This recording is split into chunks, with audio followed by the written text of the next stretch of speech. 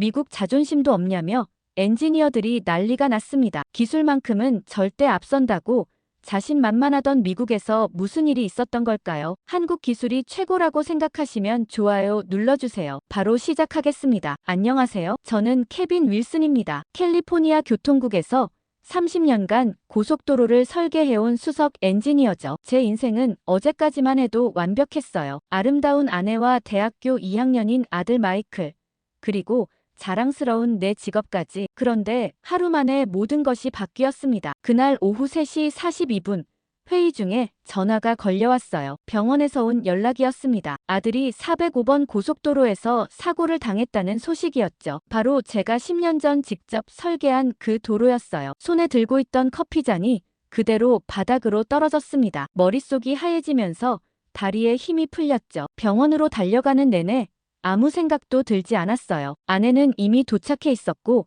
마이클은 응급실에서 중환자실로 옮겨진 상태였습니다. 의사는 차분하게 상황을 설명했지만 제 귀에는 하나도 들어오지 않았어요. 단 한 문장만 선명하게 들렸죠. 하반신 마비 가능성이 높다는 말이었습니다. 다음 날 아침 마이클이 깨어났어요. 처음에는 희미한 미소를 짓더니 갑자기 이상한 표정을 지었습니다. 다리를 움직이려 했지만 아무런 반응이 없었죠. 그때 아들이 떨리는 목소리로 말했어요. 다리 감각이 사라졌다고. 그 순간 제 심장이 멎는 것 같았습니다. 아내는 아들의 손을 꼭 잡고 울기 시작했어요. 저는 그저 그 자리에 서서 꼼짝하지 못했죠. 아들은 다시 한마디를 덧붙였습니다. 아빠가 설계한 도로인데 어떻게 이런 일이 일어날 수 있냐고요. 그 말은 끝맺지 못한 채 흐려졌어요. 경찰 보고서를 받아보니 사고 경위가 명확했습니다. 마이클은 정체 구간에서 멈춰있던 중 뒤에서 달려온 트럭에 추돌당했어요. 그 구간은 커브가 심해 뒤에서 오는 차량이 잘 보이지 않는 곳이었죠. 바로 제가 설계한 구간이었습니다. 10년 전 그 구간을 설계할 때 저는 얼마나 자랑스러워했던가요? 더 빠른 교통 흐름을 위해 커브를 조금 더 날카롭게 만들었던 제 선택이 결국 아들의 인생을 바꿔놓았어요. 병실 창문으로 보이는 로스앤젤레스의 풍경이 갑자기 낯설게 느껴졌습니다. 창밖에는 끝없이 이어지는 고속도로가 보였죠. 제가 평생 자랑스럽게 만들어온 그 길들이 이제는 가장 큰 후회로 남았어요. 그렇게 마이클은 이틀 후 일반 병실로 옮겨졌습니다. 의사는 재활 치료를 시작해야 한다고 했어요. 첫 휠체어를 탄 아들의 모습을 보는 순간 제 가슴 속에서 무언가 무너져 내렸죠. 30년간 도로를 만들며 쌓아온 자부심이 한순간에 모래성처럼 무너져 버렸습니다. 오랜만에 집에 돌아왔을 때 저는 막연히 책상 서랍을 열었어요. 그곳에는 제가 받았던 모든 상장과 메달이 가지런히 놓여 있었습니다. 최고의 도로 설계상, 교통혁신상, 도시 기여 메달까지. 한때는 그토록 자랑스러웠던 것들이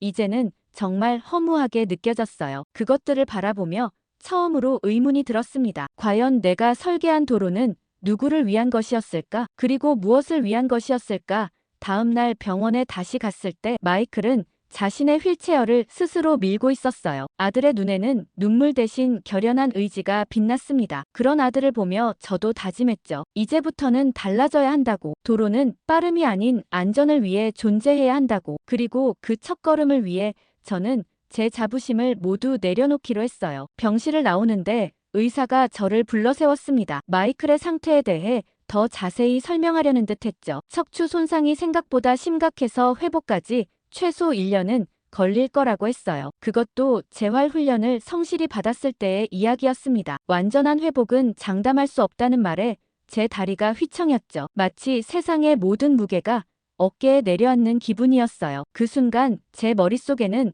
한 가지 생각만 맴돌았습니다. 내가 설계한 도로가 내 아들의 다리를 앗아갔다는 사실. 그것은 어떤 상장이나 메달로도 지울 수 없는 깊은 상처였어요. 아들의 사고 이후로 일에 복귀하는 것이 쉽지 않았어요. 사무실에 들어서는 순간부터 모든 것이 달라 보였습니다. 한때는 자랑스럽게 여겼던 설계도면들이 이제는 차갑게 느껴졌죠. 복도를 지나는 동료들의 안부 인사에도 그저 고개만 끄덕일 뿐이었어요. 내 안의 열정이 사라진 것 같았습니다. 그날 오전 회의실에 들어섰을 때 모두가 조용히 저를 바라봤어요. 부서장인 톰이 먼저 다가왔습니다. 아들 상태를 물으며 위로의 말을 건넸죠. 고마웠지만 마음 한구석이 무거웠어요. 곧이어 주간회의가 시작되고 새로운 고속도로 프로젝트에 대한 논의가 이어졌습니다. 노스리지 구간의 확장 공사였죠. 모두가 열정적으로 의견을 내놓는 동안 저는 그저 멍하니 앉아 있었어요. 눈앞에는 마이클이 휠체어에 앉아 있는 모습만 아른거렸습니다. 그때였어요. 새로 들어온 젊은 엔지니어 앤드류가 손을 들었죠. 한국의 도로 시스템에 대해 언급하기 시작했습니다. 서울의 강남대로를 예로 들면서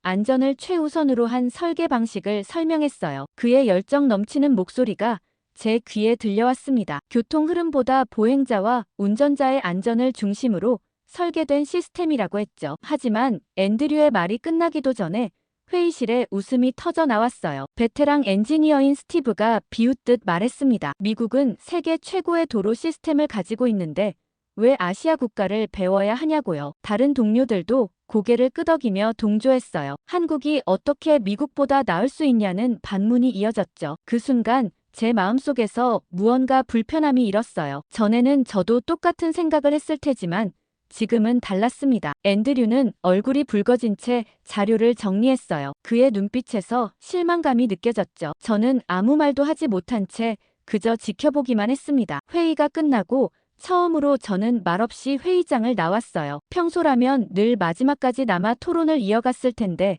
그날은 달랐습니다. 퇴근 후 집에 돌아와서도 앤드류의 말이 계속 머릿속을 맴돌았습니다. 노트북을 켜고 한국도로 시스템을 검색했어요. 수많은 기사와 영상이 나왔죠. 특히 눈에 띈 것은 서울의 교통사고 사망률이 지난 10년간 60% 감소했다는 통계였습니다. 반면 LA는 같은 기간 오히려 12% 증가했다는 사실이 충격적이었어요. 밤이 깊어가는 줄도 모르고 자료를 찾아봤습니다. 한국에서는 도로를 단순한 이동 수단이 아닌 안전한 생활 공간으로 인식한다는 내용이 인상적이었어요. 자동차의 속도보다 사람의 안전을 우선시하는 철학이 담겨 있었죠. 그리고 무엇보다 놀라웠던 건 휠체어 이용자를 위한 세심한 배려였습니다. 컴퓨터 화면에 스크롤을 내리다 한 영상을 발견했어요. 서울의 한 횡단보도에서 휠체어를 탄 사람이 지나가자 모든 차량이 멈춰 서는 장면이었죠. 그것도 경찰이나 신호등 없이 자연스럽게요. 그 영상을 보는 순간 눈시울이 뜨거워졌습니다. 만약 우리 도로가 그랬다면 마이클이 휠체어에 앉아있지 않았을지도 모른다는 생각이 들었어요. 다음 날 아침 병원에 들러 마이클의 상태를 확인했습니다. 마이클은 이미 재활치료를 시작했더군요. 땀에 젖은 이마를 보니 얼마나 힘든 과정인지 알 수 있었어요. 하지만 마이클의 눈빛은 결연했습니다. 포기하지 않겠다는 의지가 느껴졌죠. 병원을 나와 사무실로 향하는 길에 결심했어요. 이대로는 안 된다고요. 제 설계 철학을 바꿔야 한다고. 하지만 30년 동안 쌓아온 자부심과 관성을 바꾸는 일이 쉽지는 않을 거라는 걸 알았습니다. 그 순간 제 휴대폰이 울렸어요. 아내였죠. 마이클의 담당 의사가 한국에서 온 척추 전문의와 상담해보는 게 어떻겠냐고 제안했다는 내용이었습니다. 그 말을 듣는 순간 제 마음속에서 무언가 딱 맞아떨어지는 느낌이 들었어요. 이것이 기회라는 생각이 들었죠. 한국의 의료 시스템뿐만 아니라 교통 시스템도 직접 확인해 볼 수 있는 기회라고. 운명이 저를 그곳으로 이끄는 것만 같았습니다. 사무실에 도착해 곧바로 부서장실로 향했어요. 2주간의 휴가와 출장을 요청했습니다. 톰은 처음에는 놀란 눈치였지만 상황을 설명하자 이해해 주었죠. 오히려 한국의 교통 시스템도 조사해오라며 공식 출장으로 처리해 주겠다고 했어요. 그 배려가 고마웠습니다. 저녁에 집에 돌아와 아내에게 결정을 이야기했어요. 아내도 전적으로 지지해 주었죠. 마이클을 위해서라면 무엇이든 하겠다고 했습니다. 그날 밤 오랜만에 편안한 마음으로 잠들 수 있었어요. 내일부터는 준비를 시작해야 했습니다. 한국행 비행기 티켓을 예약하고 앤드류에게 연락해 자료를 더 요청해야겠다고 생각했죠. 그렇게 오랜만에 자료에 몰두해 시간을 보내고 인천국제공항에 도착한 순간 저는 무언가 다르다는 걸 느꼈어요. 14시간의 긴 비행 끝에 지친 몸을 이끌고 입국장을 나오는데 공항 자체가 마치 거대한 예술 작품 같았습니다. 깨끗하고 정돈된 모습에 먼저 감탄했죠. 피곤함을 잠시 잊게 만드는 웅장함이 있었어요. 앤드류가 미리 보내준 자료를 읽으며 한국의 교통 시스템에 대해 공부는 했지만 직접 보는 것은 또 다른 경험이었습니다. 공항철도를 타기 위해 움직이는데 문득 앞에 휠체어를 탄 노인과 그를 돕는 중년 남성이 눈에 들어왔어요. 아마 부자지간인 것 같았습니다. 그들은 영어로 대화하고 있었죠. 미국에서 온 관광객이었어요. 공항철도를 처음 타보는지 당황하는 모습이었습니다. 저는 무심코 그들의 모습을 지켜봤어요. LA였다면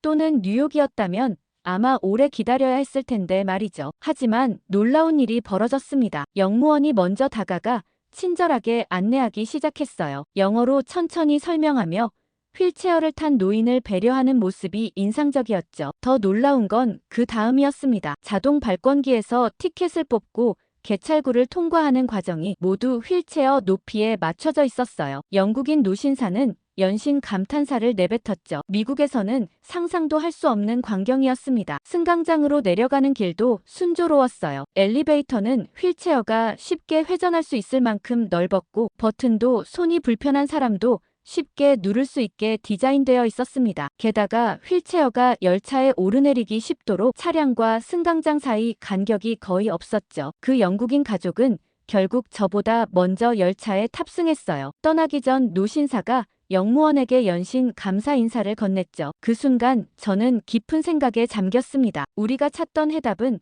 바로 이런 것이었어요. 첨단 기술과 따뜻한 배려가 완벽하게 조화를 이룬 모습. 이것이야말로 진정한 선진 시스템이라는 생각이 들었죠. 공항철도를 타고 서울로 향하면서 창밖으로 보이는 풍경에 계속 시선을 빼앗겼어요. 깔끔하게 정돈된 도로와 자전거 전용 도로, 그리고 보행자를 위한 넓은 인도가 인상적이었습니다. 서울역에 도착해서 택시를 타려고 할 때였어요. 갑자기 택시 한 대가 급정거했습니다. 무슨 일인지 살펴보니 작은 고양이 한 마리가 도로를 건너고 있었어요. 택시 기사는 아무런 짜증 없이 고양이가 지나갈 때까지 기다렸습니다. 서두르는 기색도 없이요. 그리고 주변 차들도 모두 자연스럽게 멈춰 섰어요. 제 옆에 있던 다른 외국인 관광객도 놀란 표정이었죠. 택시에 탑승하고 나서 택시 기사에게 물었어요. 방금 전 상황이 이해가 안 갔거든요. 그러자 그는 작은 생명도 소중하다고 대답했습니다. 저는 그 말을 믿을 수 없었어요. 우리 LA에서는 상상도 할 수 없는 일이었으니까요. 사람조차 제대로 배려하지 않는데 작은 동물을 위해 모든 차가 멈추다니 믿기 어려웠죠. 그렇게 호텔로 이동하는 길에 저는 창밖 풍경을 유심히 살펴봤어요. 도로의 설계부터 달랐습니다. 보행자 우선의 신호체계와 자전거 도로의 확실한 구분, 그리고 곳곳에 설치된 안전시설물들. 특히 눈에 띈 것은 횡단보도였어요. 신호등이 바뀌기 전에 먼저 경고음이 울리고 바닥에 유도등이 깜빡이는 시스템이었죠. 시각장애인과 청각장애인 모두를 배려한 설계였습니다. 택시기사는 제가 도로에 관심 있어 하는 것을 눈치채고 이것저것 설명해 주었어요. 특히 강조한 것은 사람 중심 교통이라는 개념이었습니다. 차량의 원활한 흐름보다 사람의 안전을 우선시한다는 철학이었죠. 그 말을 듣는 순간 제 가슴이 찌릿했어요. 지난 30년간 제가 추구해온 가치와는 정반대였으니까요. 호텔에 체크인하고 잠시 휴식을 취한 후 저는 서울교통안전센터를 방문하기로 했어요. 앤드류가 미리 연락해둔 김영호 과장님을 만나기로 한 약속이 있었거든요. 호텔을 나서는데 문득 지나가는 휠체어를 탄 사람을 보게 됐습니다. 그는 혼자서 자유롭게 거리를 다니고 있었어요. 특별한 도움 없이도 이동이 가능한 환경이 만들어져 있었기 때문이죠. 30년간 쌓아온 제 자부심이 완전히 무너지는 순간이었어요. 그동안 자랑스럽게 여겼던 내 설계 철학이 근본적으로 잘못되었다는 것을 깨달았습니다. 그렇게 지하철을 타고 목적지로 향하는 동안 모든 것이 새롭게 보였습니다. 특히 지하철 안에서 본 임산부 배지를 단 여성에게 자리를 양보하는 젊은이들, 노약자를 위한 전용석, 휠체어를 위한 충분한 공간까지 모든 것이 사람을 중심으로 설계되어 있었어요. 서울교통안전센터에 도착했을 때 김영호 과장님은 이미 입구에서 저를 기다리고 계셨습니다. 첫 인상부터 범상치 않았어요. 눈가에 주름이 깊었지만 반짝이는 눈빛은 젊은이 못지않았죠. 30년간 서울의 교통안전을 책임져온 베테랑이라는 말에 저는 직감적으로 느꼈어요. 제가 찾던 사람이라는 것을요. 김 과장님은 먼저 자신의 사무실로 저를 안내했습니다. 그곳에서 저는 미국과 완전히 다른 교통안전 철학을 배우게 될 것이란 예감이 들었어요. 그리고 그 예감은 틀리지 않았습니다. 하지만 김영호 과장님의 사무실은 제 예상과 달랐어요. 최첨단 시설보다는 아날로그적인 정돈함이 느껴졌습니다. 책상 위에는 수십 년간 모아온 안전사고 기록들이 가지런히 정리되어 있었죠. 특히 눈에 띈 건 매일매일 빼곡히 적혀있는 안전 일지였어요. 김 과장님은 30년간 단 하루도 빠짐없이 기록해왔다고 했습니다. 그 말에 저는 깊은 감동을 느꼈죠. 이런 자세가 바로 안전의 기본이라는 생각이 들었어요. 김 과장님은 먼저 커피를 내오셨습니다. 아메리카노 한 잔을 마시며 서울의 교통 시스템에 대해 설명해 주셨어요. 처음부터 그분의 이야기에 완전히 빠져들었죠. 특히 인상적이었던 건 사람 중심이라는 철학이었습니다. 모든 설계의 기준은 차량이 아닌 사람이었어요. 이것은 제가 30년간 믿어온 원칙과는 완전히 달랐죠. 김 과장님의 설명에 따르면 서울은 2000년대 초반까지만 해도 교통사고 사망률이 매우 높았다고 해요. 하지만 패러다임의 전환이 일어났다고 했습니다. 빠른 도로가 아닌 안전한 도로를 목표로 하기 시작했다는 거죠. 그 결과 지난 20년간 교통사고 사망률이 70% 이상 감소했다고 했어요. 그 말을 듣는 순간 미국의 통계가 떠올랐습니다. 같은 기간 우리의 사망률은 오히려 증가했으니까요. 그러면서 김 과장님은 책상 서랍에서 낡은 가죽 표지의 노트를 꺼내셨어요. 이것이 바로 그분의 안전 일지였습니다. 첫 페이지는 30년 전 김 과장님이 신입 직원일 때 작성한 것이었죠. 그때부터 오늘까지 매일 발생한 사고와 안전 이슈를 꼼꼼히 기록해왔다고 했어요. 마치 일기처럼 말이죠. 그 노트를 넘기며 김 과장님은 특별한 사건 하나를 꺼내셨습니다. 2006년 강남역 근처에서 발생한 교통사고였어요. 임산부가 횡단보도를 건너다 사고를 당한 사건이었죠. 그 사고를 계기로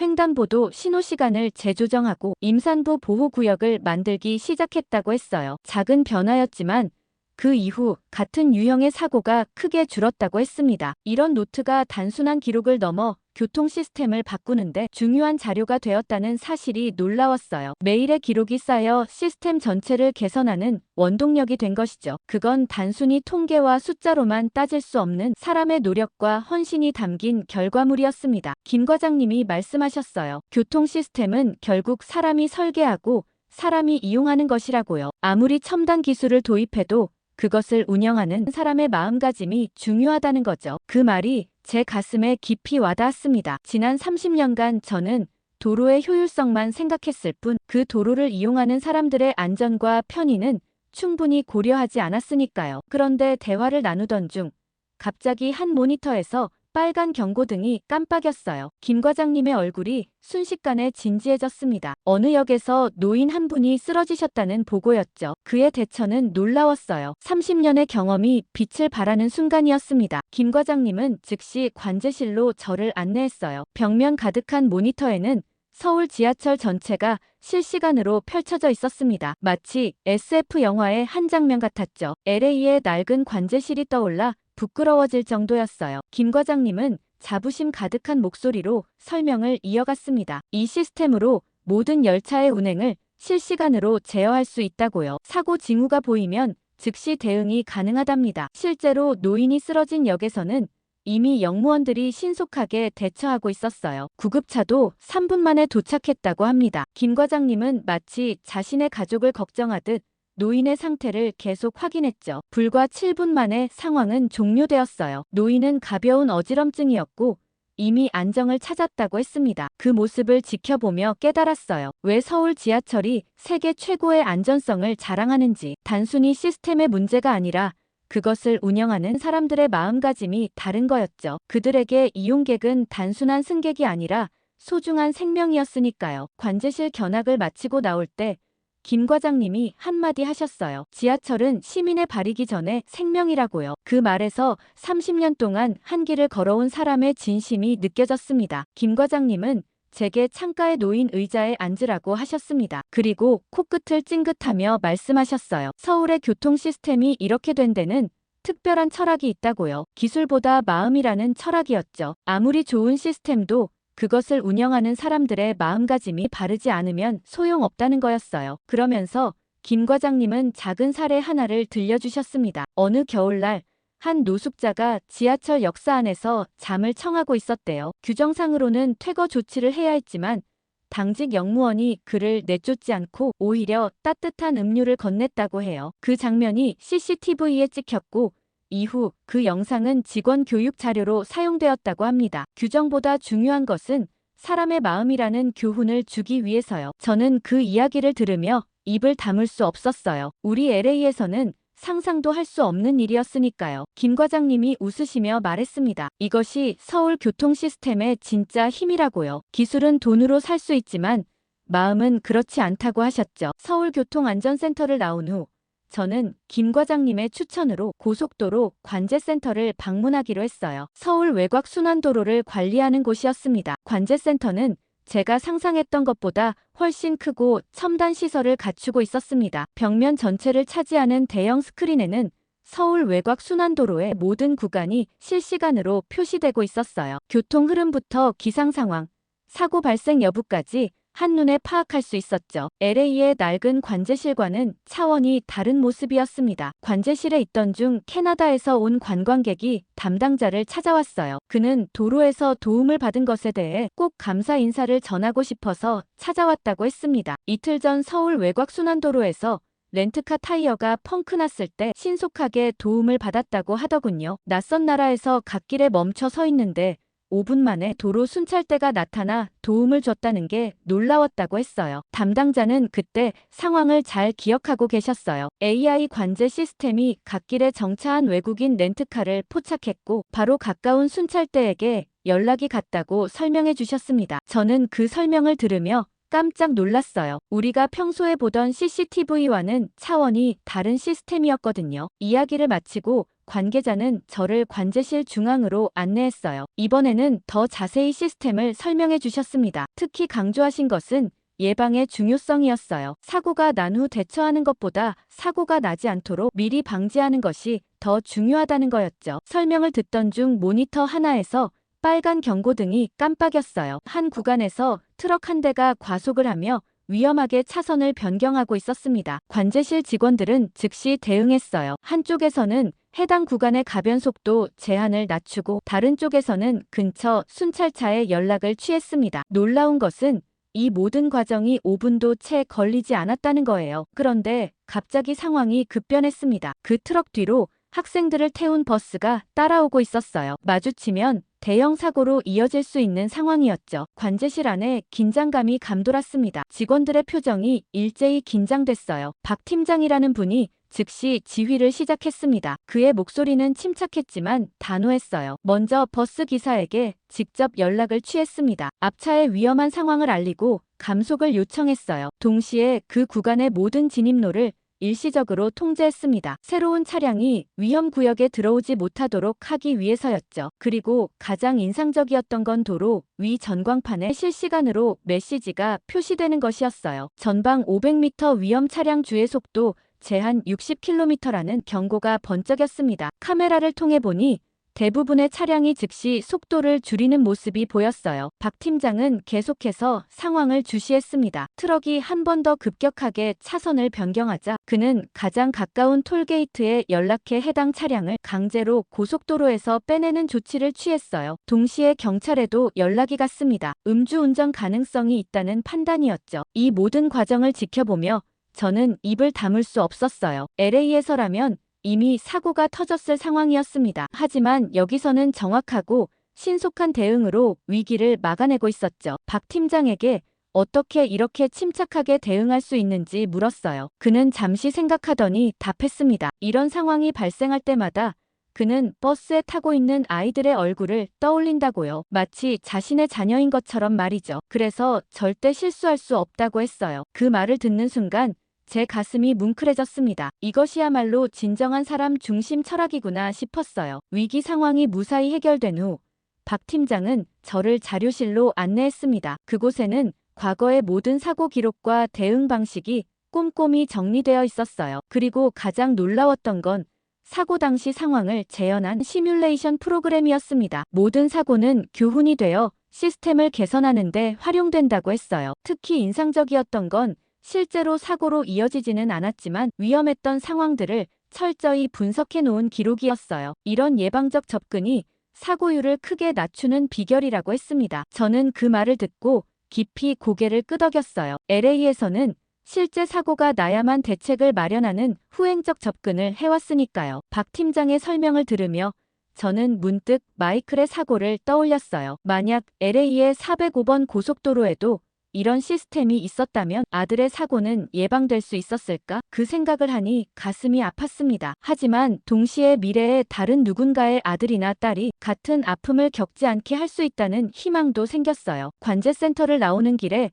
박 팀장이 한마디 덧붙였습니다. 그들의 목표는 제로 페이탈리티라고 했어요. 즉, 고속도로에서의 사망사고를 완전히 없애는 것이 궁극적인 목표라는 거였죠. 불가능해 보일 수도 있지만 그것을 향해 끊임없이 노력하고 있다고 했습니다. 그 말을 들으니 LA의 목표가 너무 낮았다는 생각이 들었어요. 우리는 사고율을 낮추는 것에 만족했지만 여기서는 제로를 목표로 하고 있었으니까요. 관제센터를 나와 실제 고속도로로 향했습니다. 이번에는 직접 차를 타고 경험해보고 싶었거든요. 서울 외곽 순환도로를 달리는데 곳곳에 설치된 가변정보 표지판이 눈에 띄었어요. 실시간으로 교통 상황을 알려주는 것은 물론 위험 요소까지 세심하게 안내하고 있었죠. 특히 인상적이었던 건 사고 다발 구간에 설치된 시설물이었어요. 도로 표면의 색상 변화와 특수 조명, 그리고 차선폭 조정 등 운전자의 주의를 환기시키는 다양한 장치들이 있었습니다. 그리고 갓길마다 설치된 비상전화도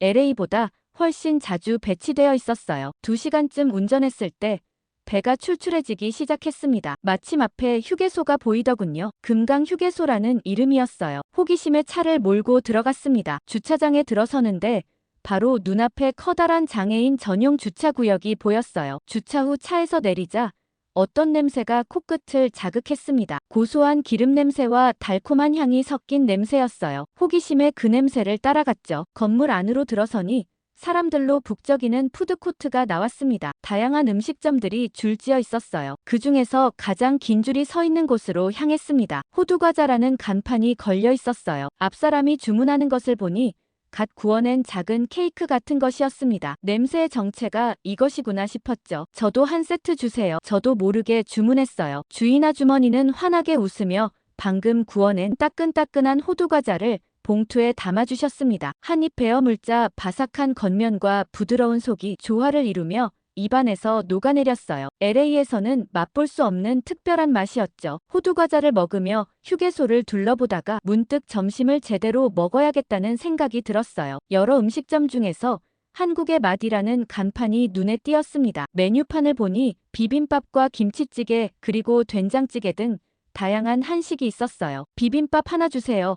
주문했더니 주방에서 직접 만든 반찬이 가득한 쟁반이 나왔습니다. 미국 고속도로 휴게소에서는 상상도 할 수 없는 퀄리티였어요. 비빔밥은 신선한 야채와 고슬고슬한 밥 그리고 매콤한 고추장이 완벽하게 어우러져 있었습니다. 식사를 마치고 화장실을 찾아갔어요. 미국 고속도로 휴게소의 화장실은 가능하면 피하고 싶을 정도로 지저분한 경우가 많아서 솔직히 마음의 준비를 하고 들어갔습니다. 그런데 놀랍게도 문을 열자 호텔 화장실 같은 깨끗함이 저를 맞이했어요. 바닥에 물 한 방울 없이 깨끗했고 비누와 화장지도 넉넉히 채워져 있었습니다. 화장실에서 나오는데 한 여성이 휠체어를 탄 노인을 밀고 지나가더군요. 그들이 장애인 화장실로 들어가는 모습이 보였어요. 문이 열린 순간 안을 살짝 볼 수 있었는데 넓은 공간에 각종 안전바와 비상벨까지 갖춰진 모습이 인상적이었습니다. 혹시나 해서 들여다봤는데 마이클이 이용할 수 있을 정도로 편의시설이 잘 갖춰져 있더군요. 휴게소 밖으로 나가보니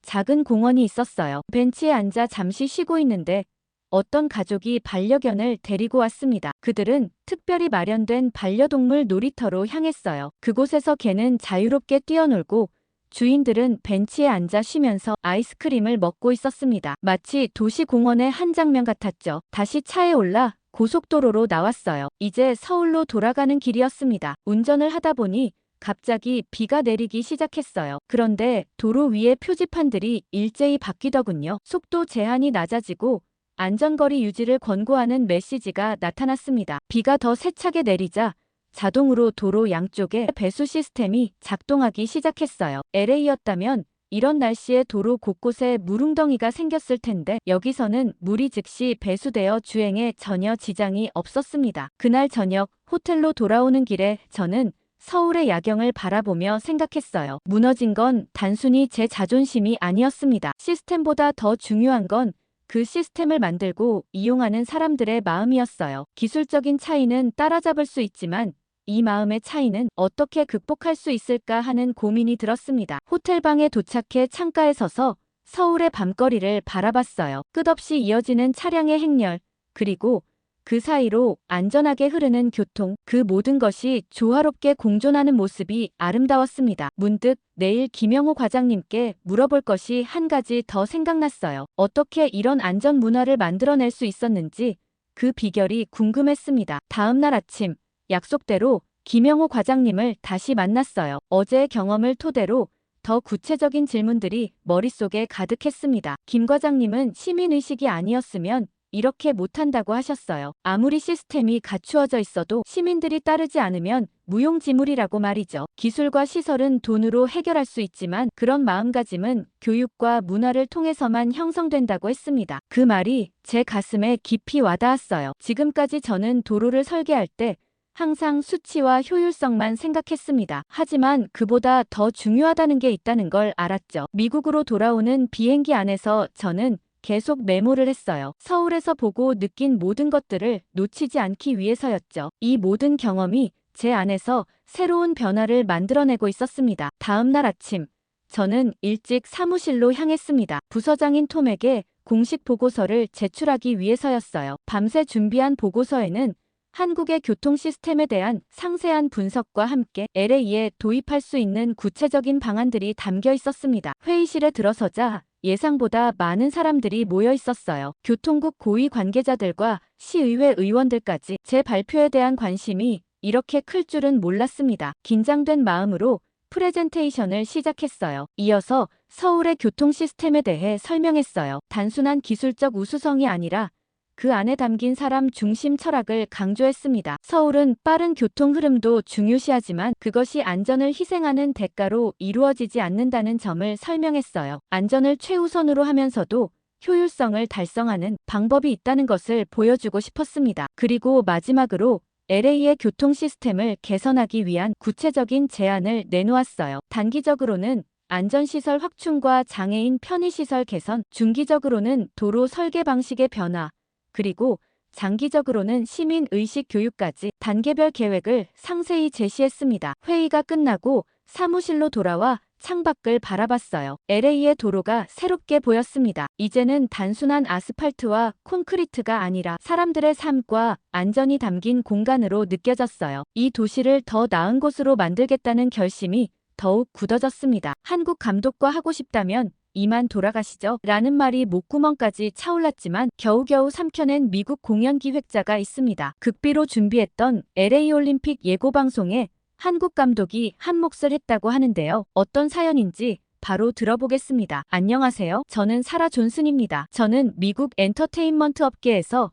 20년 넘게 일해온 베테랑 공연 기획자로 수많은 슈퍼볼 하프타임 쇼와 그래미 시상식을 성공적으로 이끌어왔습니다. 그 공로를 인정받아 2028년 LA 올림픽 개회식 그리고 폐막식과 2024년 파리 올림픽 문화공연의 총괄 책임자로 임명되었죠. 하지만 최근 들어 창의성의 한계를 느끼고 있었고 이 공연을 제안받고 나서 좀 걱정스러웠어요. 올림픽이라면 정말 세계적인 행사에 제 커리어를 증명하는 곳이라는 생각이 들었거든요. 그래서 그런가 매일 아침 사무실에 출근할 때마다 가슴이 답답해졌습니다. 한때는 설렘으로 가득 찼던 이 일이 이제는 단순한 루틴이 되어버렸죠. 새로운 아이디어는 고갈되었고 매번 비슷한 공연을 반복하는 것 같았습니다. 올림픽이라는 세계적인 무대를 앞두고 있는데 과연 내가 이 중책을 맡을 자격이 있는지 의문이 들기 시작했어요. 그러던 어느 날 문화공연의 주연 배우와의 미팅이 있었습니다. 아마 지금쯤이면 누군지 공개되었을 것 같지만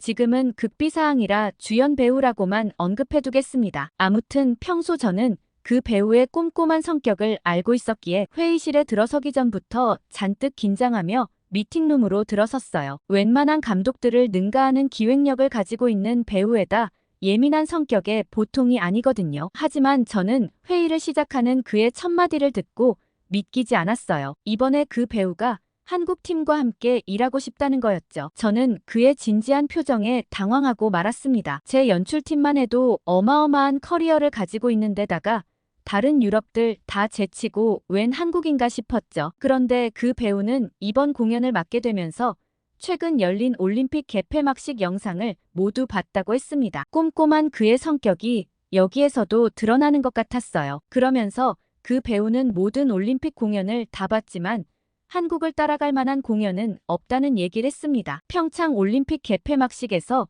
창의성과 기술력에 깊은 감명을 받았다고 하더라고요. 특히 드론쇼와 인공지능을 활용한 퍼포먼스는 그가 본 어떤 공연보다 혁신적이었다고 얘기하며 자기는 최고가 아니면 하고 싶지 않다고 했죠. 얘기를 들으면 들을수록 저는 그의 제안을 받아들이기 힘들었습니다. 저는 사실 업계가 인정하는 최고였거든요. 제 공연 기획 능력을 의심하는 것 같아 솔직히 자존심이 상했습니다. 이 배우와 함께 일하고 싶지 않다는 생각까지 들었어요. 다른 급의 배우였다면, 저는 단칼에 한국 팀과 하고 싶다면 그냥 나가라고 하며 더 이상 회의도 하지 않았을 거예요. 그런데 상대는 미국의 전설적인 유명 배우였죠. 제가 어떻게 할 수 있는 상대가 아니었습니다. 그는 제 생각을 읽었는지 왜 한국과 해야 하는지 설명해 주었어요. 평창 올림픽 영상을 틀어놓고 하나하나 설명해 주더라고요. 전통과 현대의 조화나 스토리텔링의 깊이 그리고 관객과의 상호작용 등 모든 면에서 완벽했다고 했습니다. 그가 얼마나 꼼꼼히 영상을 돌려봤는지 알 수 있었어요. 시간 관리에 워낙 철저한 사람이라 재미없는 시나리오는 딱 몇 줄 읽고 덮어버린다는 소문이 자자했는데 한국 영상은 꽤 여러 번 돌려본 티가 나더라고요. 그렇게 그의 설명을 들으면서 보니 저는 점차 흥미가 가기 시작했어요. 그러면서 왜 이 배우가 업계 최고인지 또 한 번 이해하게 되었죠. 그러면서 저는 이번에 한국팀 그리고 이 배우와 함께 일하게 되면 제가 좀 더 업그레이드 할 수 있는 기회가 될 거라는 생각이 들었어요. 그렇게 저는 한국 방문을 결정하게 되었습니다. 저는 제 비서인 에이미에게 지시해 평창 올림픽 개폐막식 총괄 감독과 한국에서의 미팅을 잡아달라고 얘기했어요. 솔직히 한국까지 가서 허탕치고 오는 거 아닐까 하는 생각도 들었지만 의외의 장소에서 창의성이 생긴다는 저의 신조 아래 한국에 한번 가보는 건 가치가 있을 거란 생각이 들었어요. 사실 요즘 한국만큼 핫한 곳은 또 없잖아요. 한국의 문화 콘텐츠에 미국의 기술력을 더하면 어마어마한 결과물이 나오지 않을까 잔뜩 기대가 되었습니다. 한국 공연 기획이나 업계 방향성은 미국 기획자들도 종종 참고할 만큼 배울 점이 많긴 하거든요. 그렇지만 그런 부분을 제외하고는 미국을 따라오진 못할 거란 생각이 들었어요. 미국의 군사력이라든지 경제력이야 말로 세계 최강이고 어쨌든 한국은 미국에 비하면 약소국이나 다름없으니 말이죠. 그런데 저는 인천공항에 도착하자마자 좀 당황하고 말았습니다. 공항 곳곳에 설치된 첨단 기술들이나 효율적인 동선 그리고 친절한 직원들까지 모든 것이 완벽하게 조화를 이루고 있었습니다. 특히 입국 심사대에서 겪은 일은 잊을 수 없었어요. 제 차례가 되어 심사대에 섰을 때 갑자기 컴퓨터 시스템에 문제가 생겼습니다. 저는 그 순간 절망하고 말았어요. 이런 일이 생기면 다시 정상화되기까지 한참 시간이 걸리잖아요. 예전에 한번 출장차 미국 마이애미 공항에 도착했을 때 수화물 시스템이 꼬여 마비가 된 적이 한 번 있었어요. 처음엔 30분 정도 대기하면 금방 해결될 거라는 얘기에 미팅 시간까지 여유가 있어 그냥 공항에서 기다린 적이 있거든요. 그런데 금방 해결된다는 공항 측의 말과 달리 1시간이 지나고 있었고 결국 수화물도 찾지 못한 채 헐레벌떡 미팅 장소에 가야 했어요. 그런데 더 심각한 건 미팅이 끝나고 나서도 수화물을 찾을 수 없었죠. 어쩔 수 없이 급한 대로 주변 가게에서 속옷을 사야 했고 다음 날도 나오지 않아 겉옷까지 전부 새로 사야 했어요. 다음 날 저녁에서야 겨우 수화물을 찾을 수 있었죠. 저는 그때의 악몽이 떠올라 당연히 긴 대기 시간을 예상했습니다. 에이미도 당황했지만 한국 감독과의 미팅이 다음 날이라 괜찮을 거라는 얘기를 했어요. 하지만 얼마 뒤 일어난 일에 저는 경악할 수밖에 없었습니다. 불과 15분 만에 모든 것이 해결되었거든요. 직원들의 신속한 대처와 팀워크가 인상적이었습니다. 문제가 발생하자마자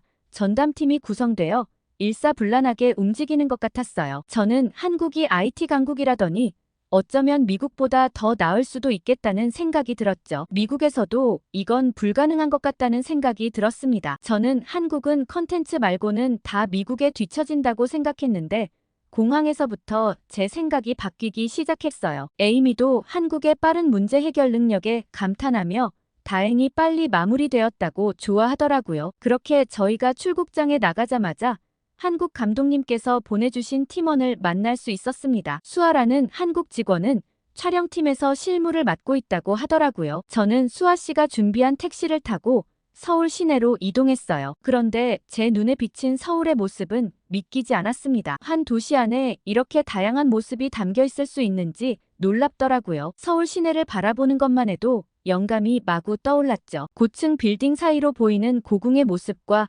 최첨단 버스 정류장, 그리고 그 바로 옆에 자리 잡은 전통시장이 오묘했어요. 게다가 이런 도시의 배경이라도 되는 양 곳곳에 보이는 높은 산까지 정말 기가 막힌 풍경이었습니다. 이런 모든 곳이 조화롭게 공존하는 도시라니 정말 아름다웠죠. 서울을 배경으로 영상을 제작해보고 싶다는 생각이 굴뚝 같았습니다. 제가 산을 보며 놀라워하자 수아 씨는 한국은 보통 어디에서나 쉽게 산을 볼 수 있다고 얘기했습니다. 그러면서 한국에서는 등산을 매우 흔히 즐길 수 있다고 했죠. 저는 등산이 쉽게 접할 수 있는 운동이라는 점에 놀랄 수밖에 없었어요. 미국에선 전문 산악인이 아니고서야 등산을 경험하는 게 쉬운 일이 아니거든요. 그런데 수아 씨는 동네에 보통 산 하나쯤은 다 있고 그래서 주말마다 어릴 땐 등산을 자주 갔다고 얘기했어요. 저는 너무 재밌어서 수아 씨에게 이야기를 조금 더 해달라고 했어요. 그러자 수아 씨는 어릴 때 부모님과 함께 오이를 싸들고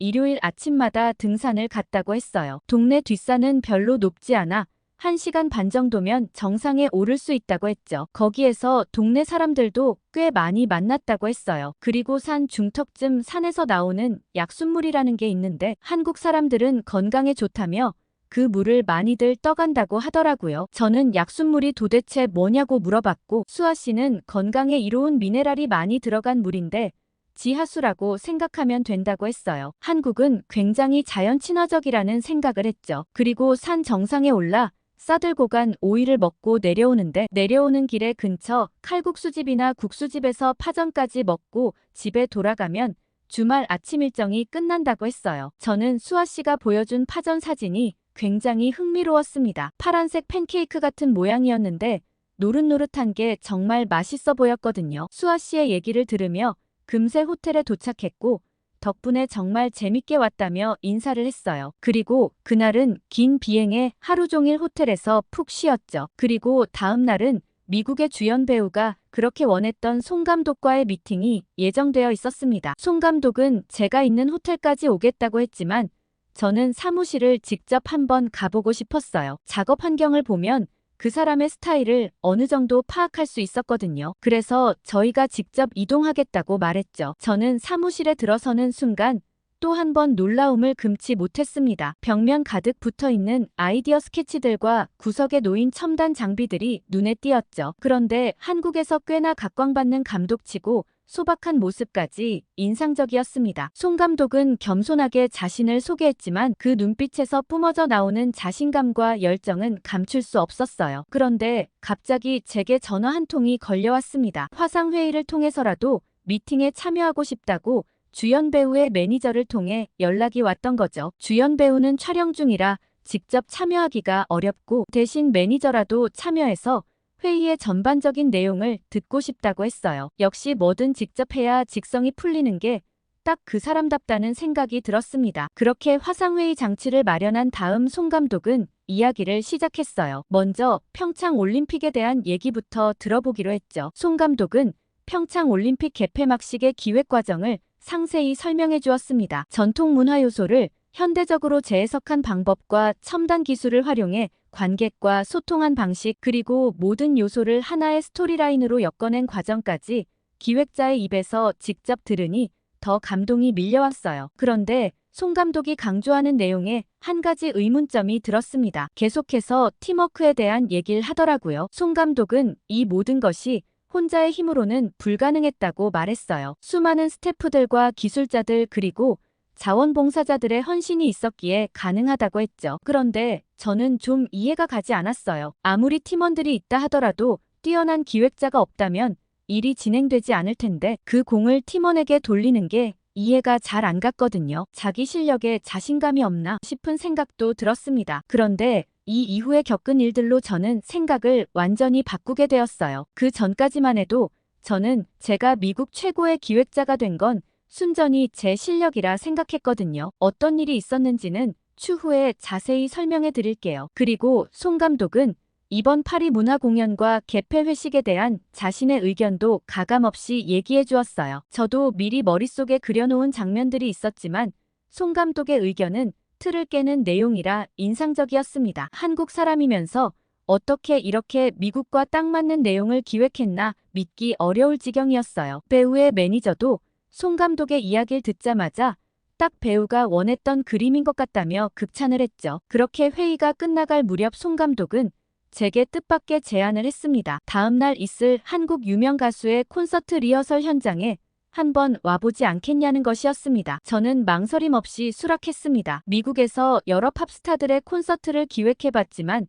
번번이 BTS나 블랙핑크의 공연에 비교되곤 했거든요. 분명 한국에서 열리는 K-팝 콘서트 준비 현장에서 저는 더 많은 것을 얻어갈 수 있지 않을까 기대했어요. 다음 날 콘서트 시간보다 일찍 현장에 도착해 준비 과정을 지켜보게 되었어요. 그런데 갑자기 음향팀이 분주하게 움직이기 시작했습니다. 최종 컨펌이 불과 3시간밖에 남지 않았는데 뭔가 결함이 생긴 것 같았어요. 저는 제가 기획한 공연도 아닌데 갑자기 짜증이 확 솟구쳤어요. 리허설에 오디오 체크해 할 게 태산이었는데 음향에 결함이 생기다니 저라면 책임자를 당장 문책할 거라 생각했죠. 그런데 제가 본 모습은 정말 의외였습니다. 송 감독은 즉시 팀원들을 불러 모아 다 같이 기술 결함을 해결하기 위한 방법을 모색했어요. 솔직히 불가능해 보였지만 누구 하나 포기하는 기색 없이 열정적으로 해결책을 내놓기 시작했죠. 제가 더 놀란 건 그들 모두 전날부터 철야 작업을 하고 있었다는 점이었어요. 모두 피곤해 보이는 얼굴이었지만 서로를 격려하고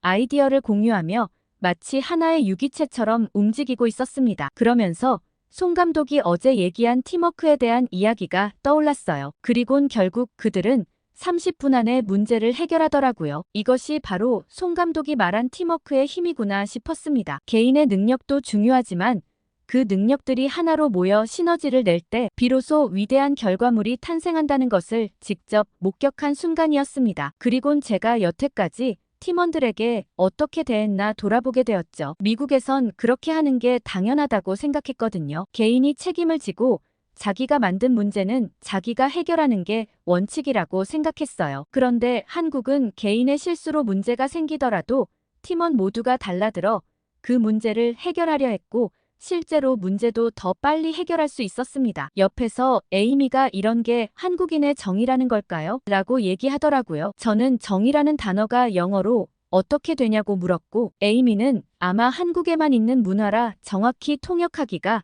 어렵다고 했어요. 정의란 단순한 친밀함을 넘어서는 서로를 위하는 마음과 배려 그리고 공동체 의식을 의미하는 것 같다고 했죠. 저는 이러한 문화가 있기에 힘든 상황에서도 서로를 격려하고 힘을 모을 수 있는 것이구나 싶었습니다. 솔직히 그 K-팝 공연장에서 저는 송 감독의 공연 전반적인 기획력도 인상적이었지만 한국인의 팀워크가 더 인상적이었어요. 앞으로 제가 팀을 이끌어 나갈 때 어떻게 해야 하나 돌이켜보는 계기가 되었죠. 그리고 그날 저녁 송 감독은 제게 식당을 하나 예약해 두었다고 식사를 하시라고 하셨죠. 저는 의아해서 되물었어요. 감독님은 같이 식사를 안 하시냐고 물었죠. 그러자 송 감독은 저희 팀원들이 그간 콘서트 준비하느라 고생을 많이 했는데 팀원들 식사를 챙기러 간다고 했어요. 저는 그 말을 듣고 즉시 감독님께 제안했어요. 혹시 그 자리에 저도 같이 갈 수 있겠냐고 물었죠. 송 감독은 저희끼리 조촐하게 하는 뒤풀이 자리라 좀 불편하실 수 있는데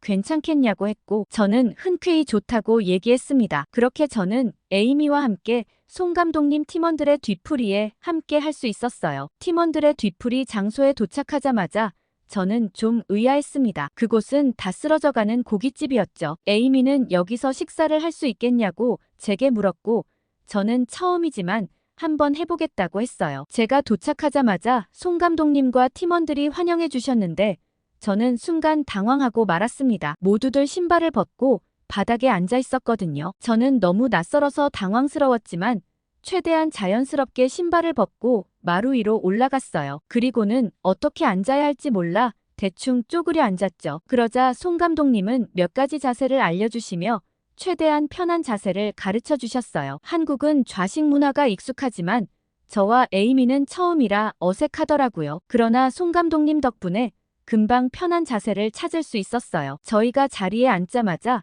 직원이 탁자 위에 작은 화로를 가져다 놓았습니다. 그리고 얇게 썬 돼지고기를 화로 위에 올려놓기 시작했습니다. 저는 이런 광경을 처음 봐서 매우 흥미롭게 지켜보았어요. 고기에서 지글지글 소리가 나며 맛있는 냄새가 퍼지기 시작했습니다. 송 감독님은 제게 숯불 돼지고기를 어떻게 먹는지 친절하게 설명해 주셨어요. 고기가 익으면 가위로 잘라 상추에 싸서 먹는다고 하셨습니다. 그리고 쌈장이라는 것을 발라 먹으면 더 맛있다고 하셨죠. 저는 처음 해보는 경험이라 조금 서툴렀지만 주변 사람들을 보며 따라했고 금방 익숙해졌습니다. 처음 한 입을 먹는 순간 저는 놀라움을 금치 못했어요. 입안 가득 퍼지는 고기의 풍미와 쌈장의 고소함, 그리고 아삭한 상추의 식감이 완벽한 조화를 이루었기 때문입니다. 저는 너무 맛있어서 무의식 중에 영어 비속어를 쓰고 말았고 모두가 웃으며 저를 바라보았어요. 그리고 식사가 진행되는 동안 저는 한국 사람들의 식사 시간에 굉장히 독특한 점을 발견했어요. 한국 사람들은 식사 중에 도수가 굉장히 센 술을 마시더라고요. 소주라는 술을 처음 맛보았는데 처음에는 강한 알코올 향에 놀라고 말았어요. 어떻게 한국 사람들은 이런 샷을 연달아 들이킬 수 있는지 믿기지 않았죠. 모두들 술이 굉장히 센 것 같았습니다. 식사 중간에 송 감독님이 갑자기 일어나셔서 건배를 제안하셨습니다. 모두가 일어나 잔을 들었고 송 감독님은 이번 프로젝트의 성공을 축하하는 짧은 연설을 하셨습니다. 그리고 마지막으로 우리의 새로운 친구들 사라와 에이미를 환영합니다. 라고 말씀하셨죠. 모두가 박수를 치며 저희를 환영해주는 모습에 저는 깊은 감동을 받았습니다. 그렇게 식사가 한창일 때 갑자기 옆 테이블에서 소란이 일어났습니다. 무슨 일인가 봤더니 저는 깜짝 놀라고 말았어요. 나이 많은 한 손님이 갑자기 쓰러진 것 같았죠. 모두가 놀라서 그쪽을 바라보고 있을 때 송 감독님 팀의 한 멤버가 재빨리 일어나 그 손님에게 다가갔습니다. 그는 침착하게 상황을 파악하고 응급처치를 시작했고 다른 팀원들도 곁으로 다가가 심폐소생술을 도왔어요. 그리고 즉시 송 감독님은 병원에 연락했습니다. 너무 순식간의 일이라 깜짝 놀랐죠. 다행히 구급팀이 도착하기 전 쓰러졌던 손님은 팀원들의 응급처치에 의식을 찾을 수 있었고 무사히 병원으로 이송될 수 있었어요. 저는 전문 요원도 아닌데 어떻게 이렇게 빨리 응급처치를 할 수 있냐고 물었고 돌아온 대답은 놀라웠습니다. 한국 남자들은 모두 의무적으로 군대에 가게 되는데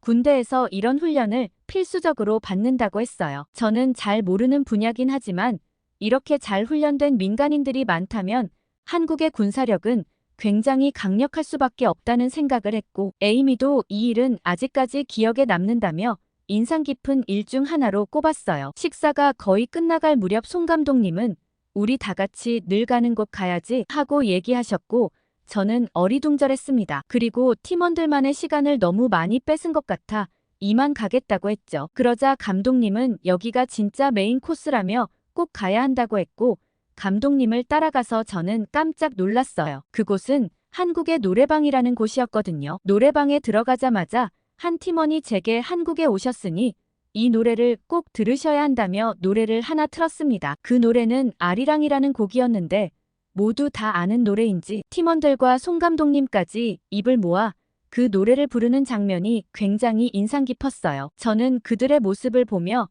가슴이 뭉클해지는 느낌이 들었습니다. 노래가 끝나자 모두가 박수를 치며 환호했고 저도 덩달아 박수를 쳤습니다. 그때 갑자기 송 감독님이 제게 갑작스러운 요청을 하나 하셨어요. 저에게도 노래를 하나 불러달라고 하셨죠. 저는 갑작스러운 요청에 당황했지만 잔뜩 기대하는 팀원들의 얼굴을 보고 그들을 실망시킬 수 없었어요. 저는 용기를 내어 What a Wonderful World를 불러드렸죠. 노래를 부르는 동안 저는 음악으로 하나가 되는 것 같다는 생각이 들었고 노래방이라는 곳이 너무 재밌었어요. 노래가 끝나자 모두가 환호성을 지르며 박수를 쳤습니다. 그렇게 자리가 마무리되고 호텔로 돌아오면서 저는 에이미와 오늘의 경험이 제 인생에서 가장 특별한 식사로 기억되지 않을까 싶었어요. 단순히 맛있는 음식을 먹은 것이 아니라 새로운 문화를 경험하고 진정한 팀워크와 우정을 느낄 수 있었거든요. 그렇게 송 감독님이 제안한 스토리라인을 따라 주연 배우와 함께 열심히 준비했고 드디어 폐막식 날에 맞춰 완성된 비디오를 넘겨줄 수 있었어요. 사실 안전 문제로 인해 여러 차례 계획을 수정해야 했고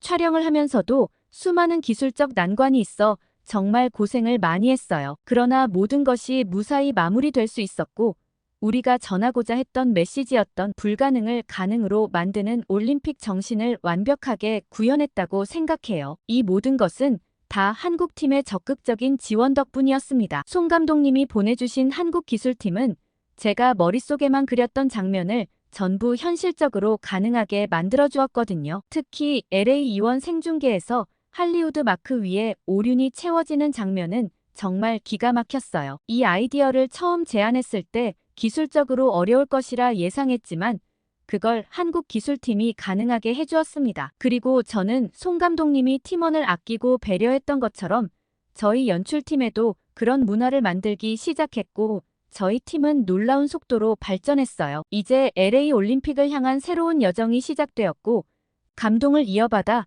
더욱 멋진 올림픽을 만들어내려고 해요. 한국에서 충분히 배워왔으니 이제 평창을 뛰어넘는 개회식과 폐회식을 준비해보려고 합니다. 2028년 LA 올림픽을 많이 기대해주세요. 오늘 사라 씨의 사연 어떻게 들으셨나요? 한국 평창 올림픽은 모든 면에서 전설로 남은 레전드 올림픽이었던 것 같습니다. 제가 인상 깊게 봤던 LA 올림픽의 화려한 장면에 이런 비하인드 스토리가 있다니 놀라웠어요. LA 문화 공연을 보셨던 분들은 의견을 댓글로 남겨주시면 더 좋을 것 같아요. 구독과 좋아요 꾹 눌러주시고 다음에 더 재밌는 사연으로 돌아오겠습니다. 사연 제작소 감동필름이었습니다.